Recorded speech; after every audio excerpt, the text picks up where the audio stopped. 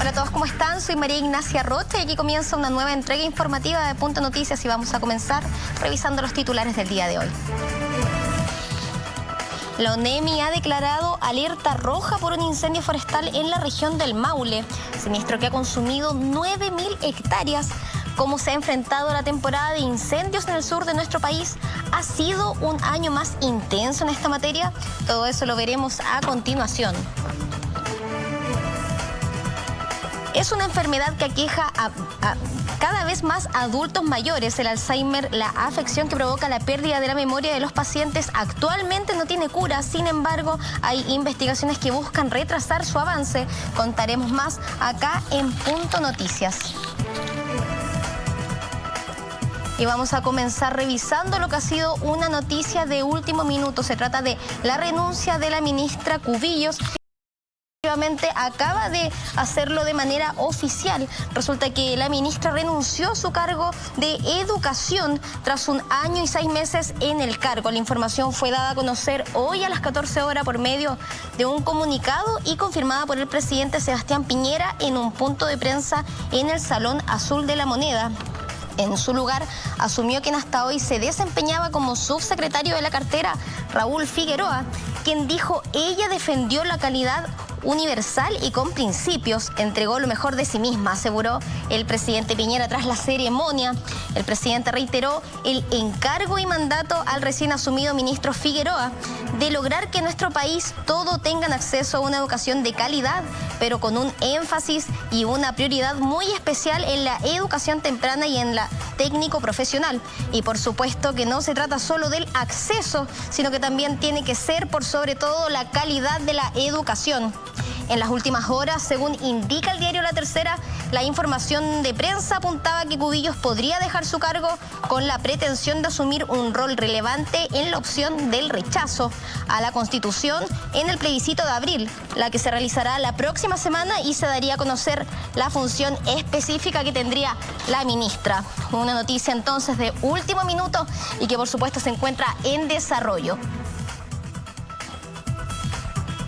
Y lo anunciábamos hace solo un instante, hay un incendio que mantiene en alerta roja a Curicó y que nos tiene bastante preocupados a todos, precisamente también a los lugares que lo rodean. Y para estar hablando de eso, quiero saludar a un amigo de la casa, Jorge Canals, quien también es ex subsecretario del Medio Ambiente. ¿Cómo estás, Jorge? Bien, muchas gracias. Buenas tardes. La verdad es que nosotros estamos bastante preocupados. Hablamos hace un par de semanas de este mismo incendio, mucho se decía que estaba controlado, pero al parecer esto se salió un poco de control, ¿no? Bueno, claro, es un fenómeno, podríamos hacer una analogía con lo que ha sucedido también con la sequía en el país, que son fenómenos para los cuales nuestra institucionalidad tenía preparación, pero para otra modalidad, para una modalidad que era más emergente y no tan estructural. En este caso tenemos informes, por ejemplo, de la Universidad de Chile, el CR2, que nos dan cuenta de que los mega incendios que afectan más de 10.000 hectáreas han aumentado frecuencia en la última década sustancialmente, y quiere decir que vamos a tener muchos más incendios grandes, en mayor frecuencia, más intensidad y en más extensión, como los que estamos viviendo en esta zona, que son las más propensas a ello, las zonas costeras del Maule, del Ñuble, Biobío, precisamente también, entre otras cosas, por la extensión de las plantaciones forestales, por la variabilidad climática, hacen que nos tengamos que acostumbrar a este tipo de incendios que cuesta muchísimo controlarlos. Además, no es como antes, y además se gasta mucho en hacerlo, y es lo que, digamos, estamos viendo en esta temporada de incendios forestales. Claro, ya sabemos que se declaró entonces la alerta roja para Curicó de este incendio que comenzó desde Molina y que hasta el día de hoy ya mantiene a 9.000 hectáreas consumidas completamente. Nos referimos a un incendio que comenzó el 9 de febrero, o sea, durante todo este tiempo se mantuvo activo, durante un par de semanas incluso se dijo que se había encontrado controlado. ¿Será entonces el clima lo que hace un poco más propicio que esto se salga de control y que vuelva a generar una nueva emergencia? Bueno, eso es lo que señala, entre otras cosas, este estudio del CR2 y otros informes respecto a estos mega incendios. Como señalaba antes, estos mega incendios que afectan a más de 10.000 hectáreas, desde 1985 a 2018 se han producido 22 de estos mega incendios. De esos 22, 16 se han concentrado entre el 2010 y el 2018. Y lo que se observa es que la frecuencia, la extensión, la duración de estos incendios son mucho mayores. Si bien no son en cantidad los que más se producen, porque son incendios menores, cuando se producen estos incendios, sus consecuencias son devastadoras y su duración es como la que estamos viendo acá. Si bien esta temporada no es sigue en curso, digamos. Otro fenómeno es que las temporadas se alargan. Entre el 1985 y el 2010 las temporadas de incendio comenzaban en noviembre y terminaban en abril. Desde el 2010 al 2018 las temporadas de incendio ahora comienzan en octubre y concluyen en mayo, es decir, también tiene que ver con el fenómeno climático, pero en términos de porcentaje, la gran mayoría de estos incendios se producen por causas humanas, lamentablemente. ¿Rango de tiempo donde los incendios pueden ser más graves? La temporada hoy día los organismos con competencia la declaran mucho antes y terminan mucho después. Y uno podría atribuir un porcentaje de un 20-25% de esto al cambio climático antropogénico causado por el hombre, que significa que vamos a tener más altas temperaturas y vamos a tener menos precipitaciones, que son, entre otros, los factores que hacen que la incidencia de los incendios forestales sea mayor. ¿Cómo se enfrenta esto considerando que se aumenta el rango de riesgo de que un incendio pueda ser difícilmente controlado, como lo es el de estas características, considerando la gran crisis hídrica en la que nos encontramos? ¿Cómo se puede dar cara a una emergencia como esta, por ejemplo, si sabemos que muchos caudales están literalmente secos? Bueno, nuevamente nos enfrentamos a la necesidad de construir soluciones a largo plazo.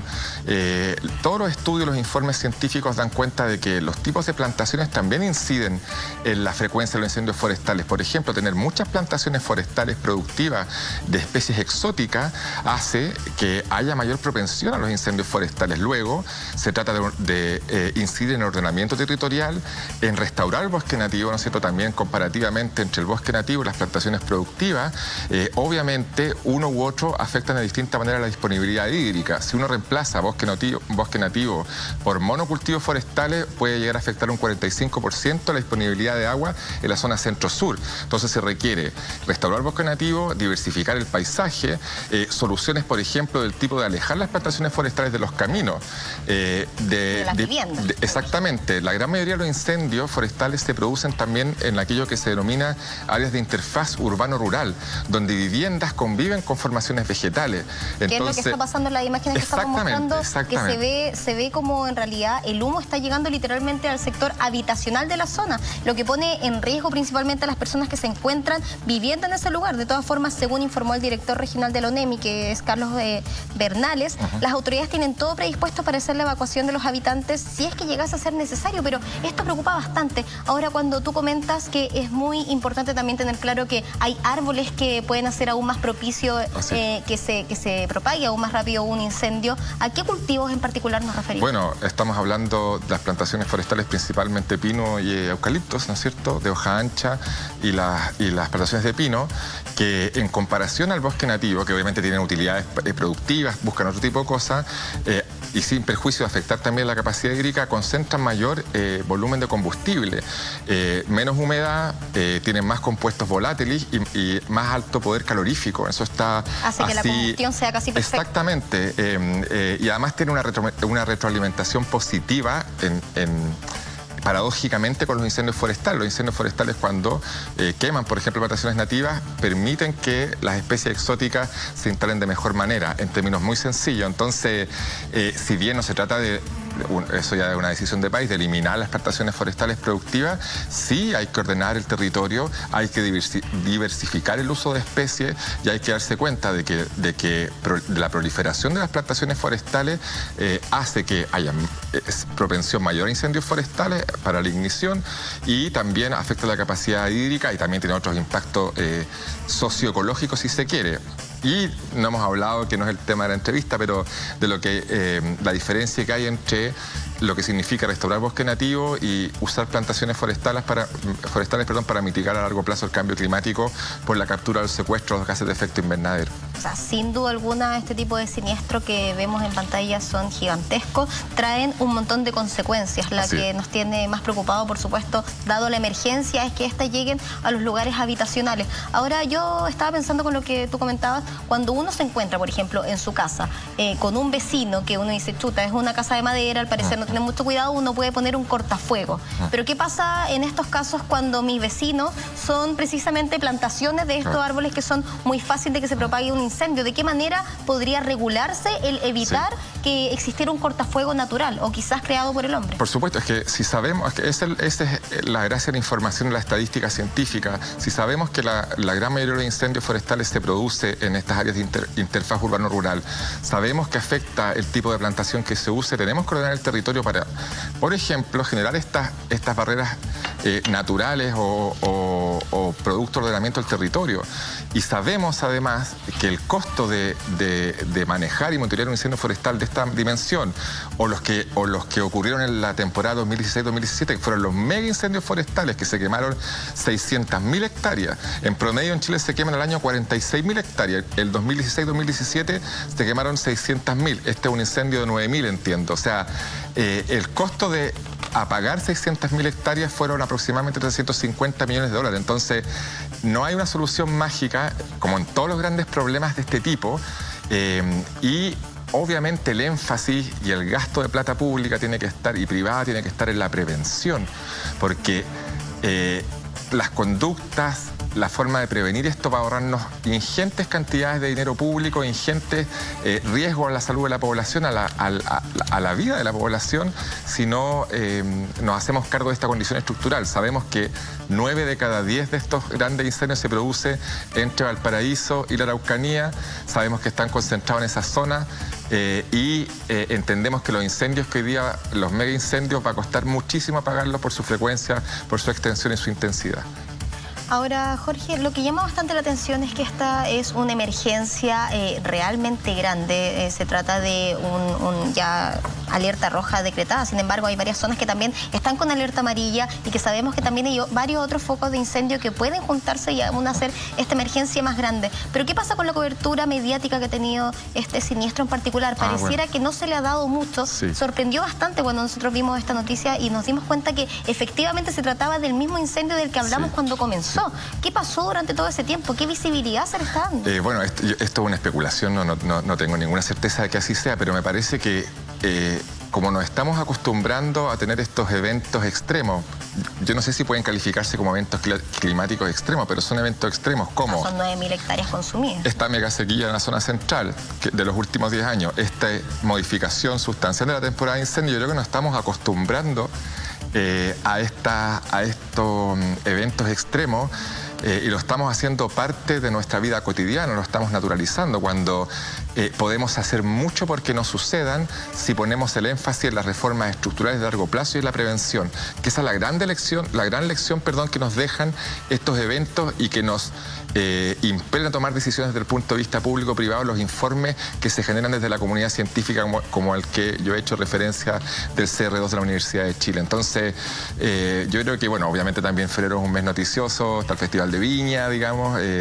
como decían los romanos, panet circensem, pero aquí hay un tema que, tal como la sequía, y además que están muy vinculados, la mega sequía llegó para quedarse, que se va a concentrar en la zona más poblada del país, ¿no es cierto?, entre Valparaíso y la Araucanía, y que la naturaleza de estos incendios se ha modificado, entre otras cosas, por el impacto del cambio climático y también por una decisión productiva que el país tomó de tener entre sus grandes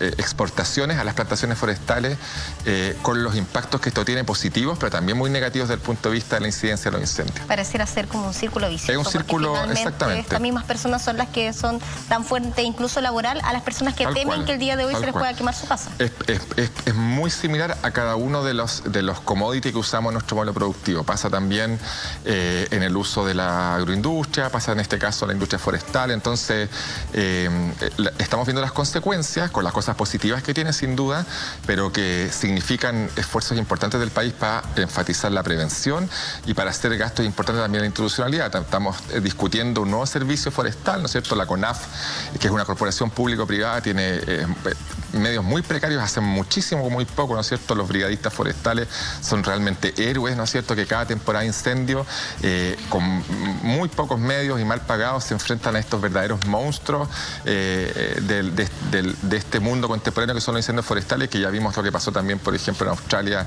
con temporadas devastadoras de cientos de miles de hectáreas consumidas por el fuego. con imágenes que van a ser difíciles de olvidar, pero por sobre todo esperamos que sirvan para crear conciencia. Porque tú comentabas de la importancia de prevenir. Gran porcentaje de todos los siniestros son por causa humana, sean con alevosía o no. Sí. Entonces el llamado siempre es a tener la conciencia de todo el impacto que puede generar, por ejemplo, el botar un cigarro sin apagarlo, el hacer una fogata así en un lugar que no estén regulados, asados.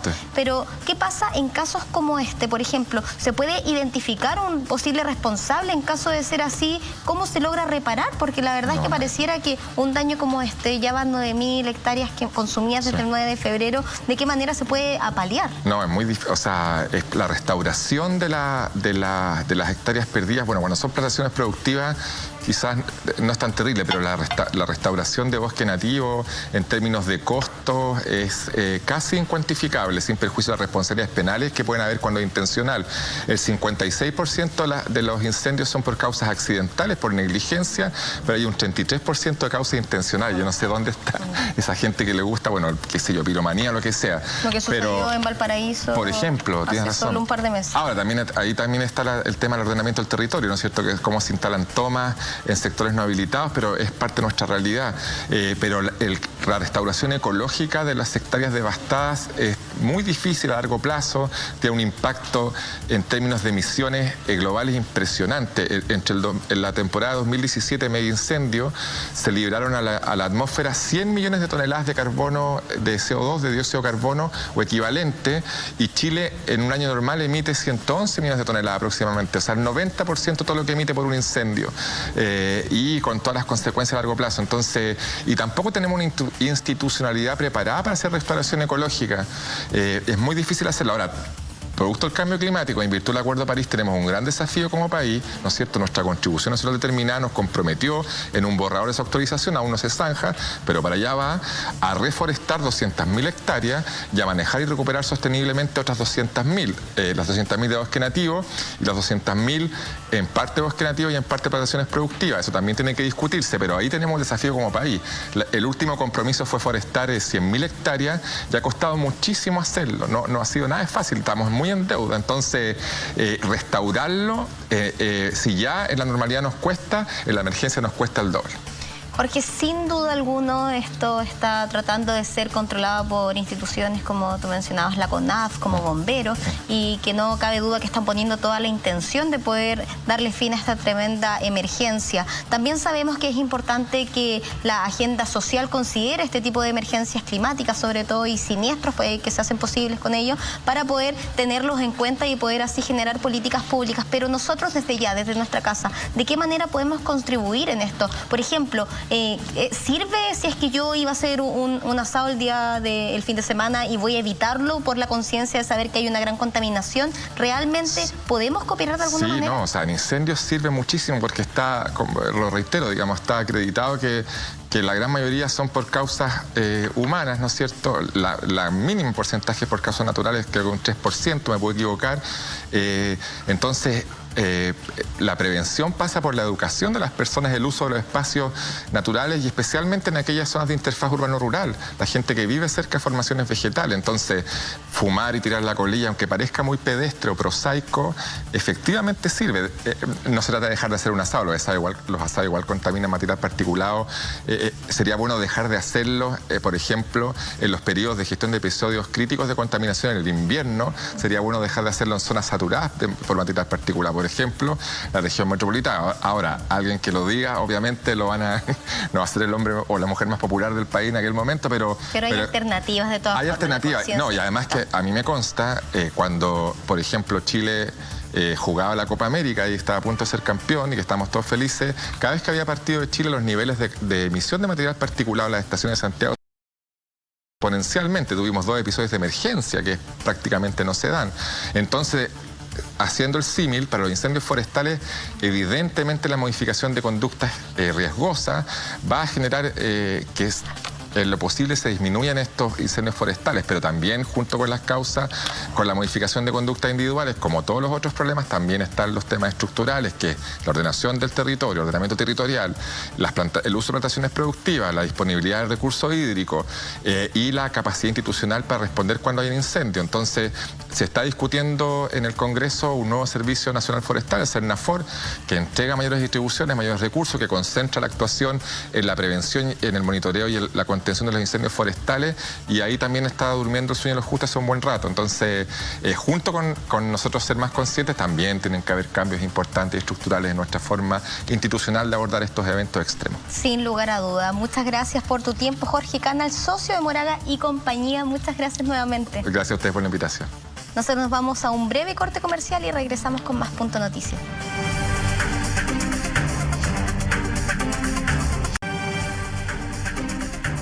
Y regresamos con más Punto Noticias y vamos a estar conversando de una enfermedad que pareciera ser una de las que provoca mayor temor. Nos referimos al Alzheimer, una enfermedad que pareciera ser cada vez más común principalmente en las personas de mayor edad, e incluso se habla de que son las mujeres más propensas. Para estar sabiendo los mitos y verdades de esta terrible enfermedad es que queremos saludar a la doctora Jacqueline Charpenice, quien es neuróloga de la Clínica Las Condes. ¿Cómo está, doctora?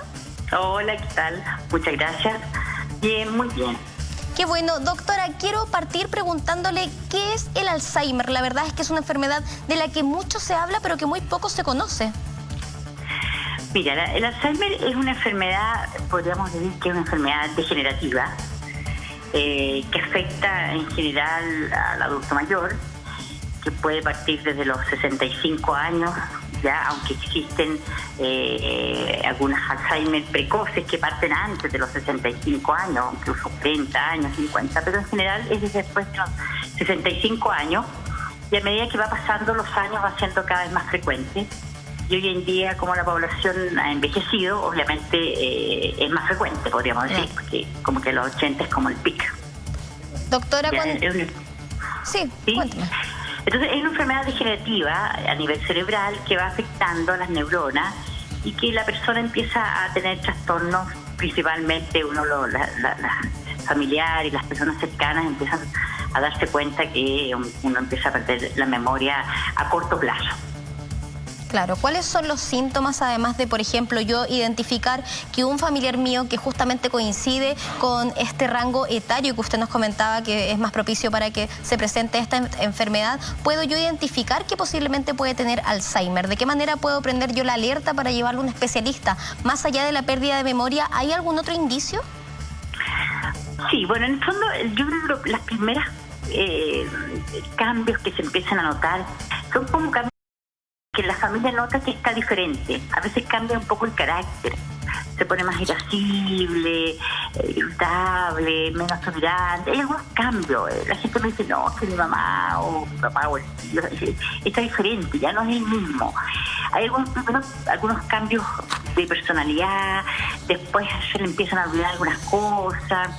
Y después, cuando esto va progresando, empiezan algunos trastornos que se le olvidan las palabras, se queda más callado, se le olvidan los nombres de las palabras, y después empieza con algunos trastornos motores en que le cuesta, por ejemplo, abrocharse los zapatos, abrocharse los botones. También hay estas pequeñas fallas así motoras, aunque la persona camina perfecto, no tiene defectos en el equilibrio, la parte motora se ve bien, pero en esas cosas finas de abrocharse el zapato, de coordinar estos movimientos, también empiezan a ocurrir. Perfecto, entonces cambios de genio, que se le olviden ciertas palabras, que las confunda, que se le olviden fechas y que tengan problemas motores un poco más en el aspecto más fino, son indicios entonces. Sí, como que se le olvida estas conductas. Por ejemplo, uno sabe que para abrocharse un botón tiene que ser primero la mano aquí, y esa como actividad motora se confunde, ¿ya? También se pueden desorientar. Claro, doctora, desde que una persona es diagnosticada, ¿cuánto tiempo después se hace aún más severa la enfermedad, se hace más presente? ¿O en caso de ser diagnosticada es posible controlarlo si es que esto se hace a tiempo?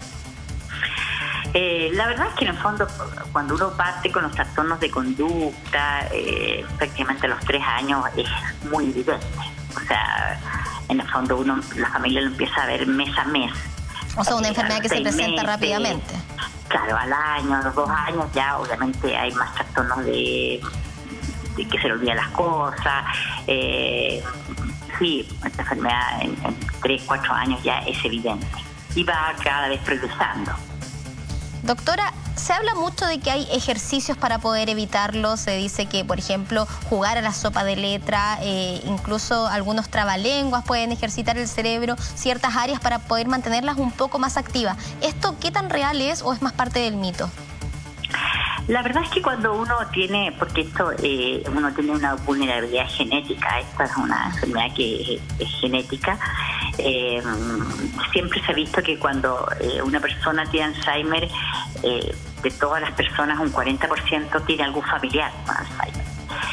Ahora, cuando uno va a tener Alzheimer lo va a tener igual. Ahora, uno lo puede atrasar el Alzheimer en la edad de presentación. Entonces uno lo puede atrasar teniendo mejores hábitos en la vida, evitar factores de riesgo, mejorar la presión, mejorar el colesterol, tener una vida con deporte, hacer actividad física. Eso ha sido fundamental, ¿ya? En hacer actividad física, tener una alimentación mucho más mediterránea, hacer vida social.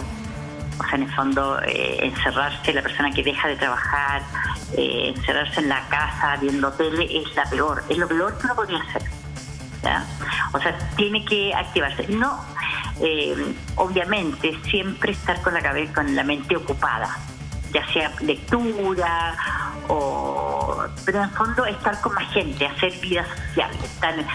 Por eso están en estas actividades de la tercera edad, esos son ideales. Leer, ¿ya?